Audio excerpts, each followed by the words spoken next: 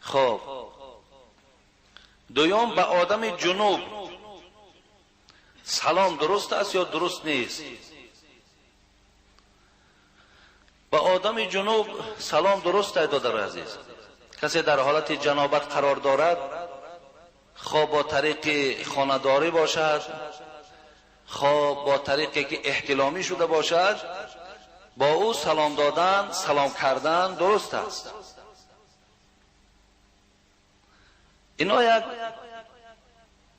نجاست حکمی هست. آدم جنوب در حالت نجاست حکمی قرار دارد، زیرا که اثر نجاست در ظاهر او هویدا نیست، یعنی چیزی در وجود او دیده نمیشه از نجاست.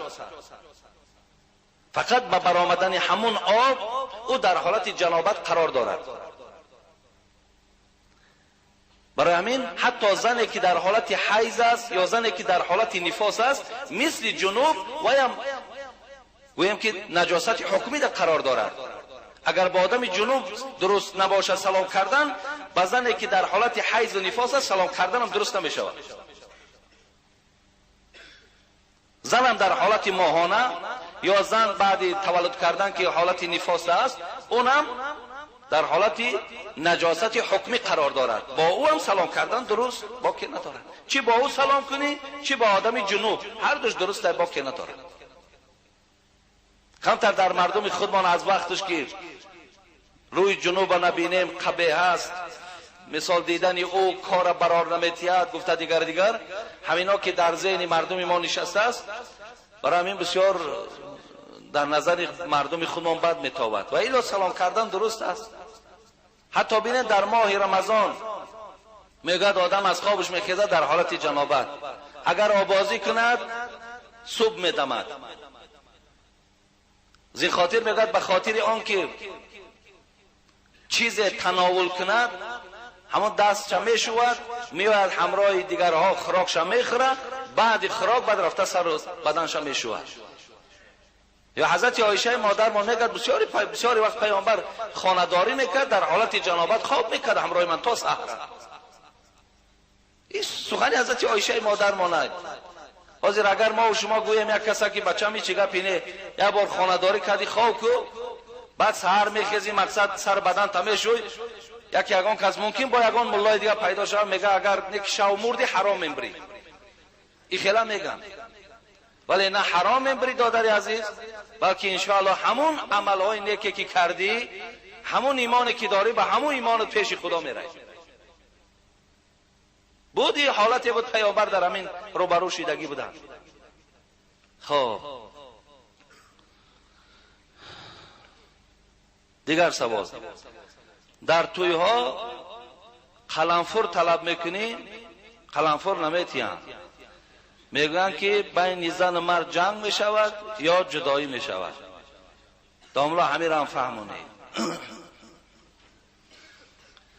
اگر این تنها در همون ناحیه تیمور ملک باشد، ما مقصد حیرتی میشویم، میگیم این جای تعجب. ولی در شهرها همین که وقتی در توی میروید تیزی طلب میکنی، تیزی نمیتن،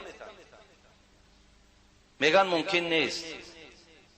اینم برادرای عزیز سبب آن است که ما تا حال نداریم، آخه فهمیش گویم نداریم، یا عقیده نداریم، یا همون عقیده نیست که ما تقدیر نیکی و بدی را از خدا نمیبینیم. در عرفیت میگفتن که مرد از خدا میبیند، نامرد از بنده میبیند. اگر قلنفر دادرای عزیز بین مرد و بین زن جدایی میانداخت، من در پاکستان بودم، یگان خوراکشون به تیزی نیست، 3 زن داره 4 زن داره، یگان جدا نیست.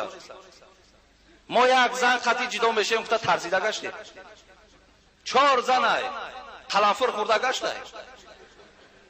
عربستان ببینین، برین عربستان تماشا، برین هندوستان ببینین، همه همی دولت دنیا تیزی میخوره، یکی 4 زن 3 زن دارن، یگان جدایی در بین اونا نشیده. انامینم حسابی گویم که ایمانهای ضعیفی ما که ما از همینا میترسیم. ولی در نکاح ببینین دستاتون راست کنین، پاتون راست کنین، هیچی دستات راست نکن. چهله که برای تو موافق هم تا بشی.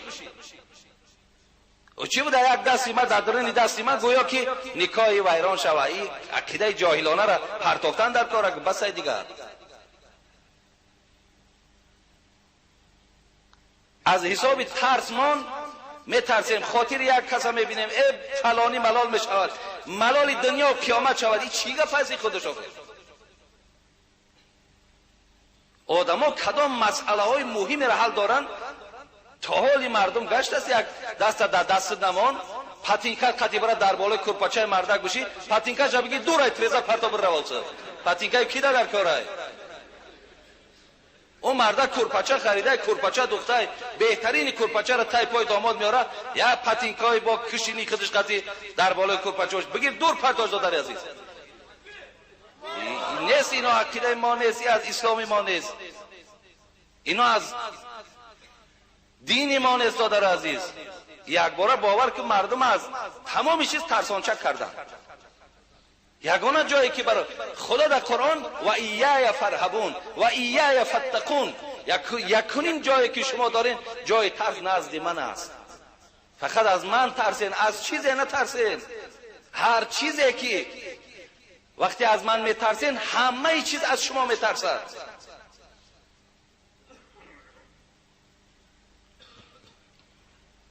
برای این دادر عزیز در تویهاتون هم قلنفر دادن. یگان جای و یک حدیث پیامبر خواندم که کسی که برای اشتهای یک برادر مسلمان طعام آماده میکند، پیامبر برای این کسا از نام خدا گفتند که خداوند برای این گونه شخص در جنت قصر را بنا میکند. تو برای یک برادر قلنفر دوست می‌دارد، به قلنفر طعام خوردن نمیتونه. بسیاری برادرها هستن به قلنفر طعام خوردن نمیتونن. همون قلنفر را بر بتش چقدر دلش خرسند میشود. دل همون خرسند شدن برای تو قصر در جنت بنا شدن است. اکو پیشینی ها ترسیدن دادر عزیز، من شما را میگم شما نترسید.